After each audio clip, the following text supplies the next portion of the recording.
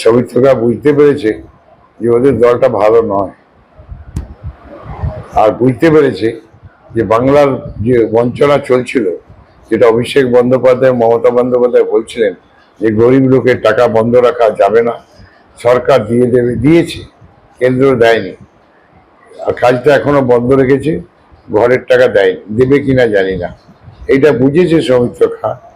এটা অনেকদিন পর, 10 বছর লোকসভা পেরোনোর পর এতদিনে বুঝতে পারলো যে কেন্দ্র রাজ্যের প্রতি বঞ্চনা করছে। এটা খুব ভালো জিনিস, ধন্যবাদ। এটা টিভিতে বললে হবে না, লোকসভায় দাঁড়িয়ে বলতে হবে,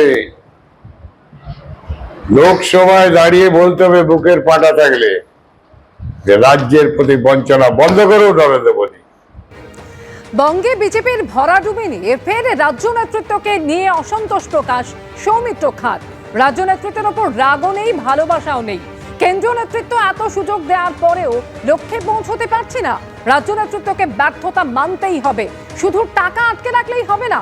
উন্নয়নের স্বার্থে মুখ্যমন্ত্রীর সঙ্গেও দেখা করতে রাজি, বললেন সৌমিত্র খাঁ। তৃণমূল কংগ্রেসে যাওয়ার আমার কোনো ইচ্ছে নেই। প্রধানমন্ত্রী আবাস যোজনা যেমন গোটা ভারতবর্ষ পাচ্ছে, আমার এলাকার গরিব মানুষটা যাতে প্রধানমন্ত্রী আবাস যোজনা পায়, আমি 24 তারিখে প্রধানমন্ত্রীকে চিঠি দেব। আমি চাই এখানে 100 দিনের কাজ চালু হোক। রাজ্য নেতৃত্ব নিয়ে আমার কোনো রাগও নেই, ক্ষোভ নেই, কারণ দুজনের উপরে কিন্তু রাগ করা যায় না। বাচ্চা অবস্থায় যারা থাকে বাচ্চাদের উপর রাগ করা যায় না, আর বৃদ্ধ থাকলে বৃদ্ধের উপরে রাগ করা যায় না। তাই ওদের মধ্যে কোনো রাগ নেই। রাজ্য নেতৃত্ব রাগও নেই, ভালোবাসাও নেই। কেন্দ্রীয় নেতৃত্ব বারবার করে এত সুযোগ দেওয়া সত্ত্বেও আমরা সে অ্যাচিভ করতে পারছি না, সেটা আমাদের ব্যর্থতা, সেটা আমাদের রাজ্যের নেতৃত্বের ব্যর্থতা। সেই ব্যর্থতাটা স্বীকার করতে হয়।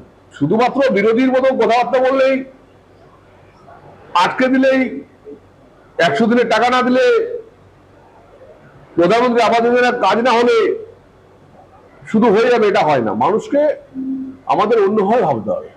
বিজেপির প্রতীকে জিতেছি, বিজেপির কেন্দ্রীয় নেতৃত্ব আমায় সুযোগ দিয়েছেন, এটা আমি অমর্যাদা করবো না, এটা মর্যাদা আমি রাখবো। বিজেপি কর্মীদের মর্যাদা আমি রাখবো। কিন্তু আমার বিষ্ণুপুর লোকসভা ডেভেলপমেন্ট, বাঁকুড়া জেলা ডেভেলপমেন্ট করার জন্য পশ্চিমবঙ্গের মুখ্যমন্ত্রী যদি চিঠি দিতে হয়, যদি উনি বাঁকুড়ায় আসেন, আমাদেরকে আমন্ত্রণ করেন, আমার বাঁকুড়া জেলার উন্নতির জন্য, বিষ্ণুপুর লোকসভার উন্নতির জন্য আমি দেখা করতেও রাজি আছি।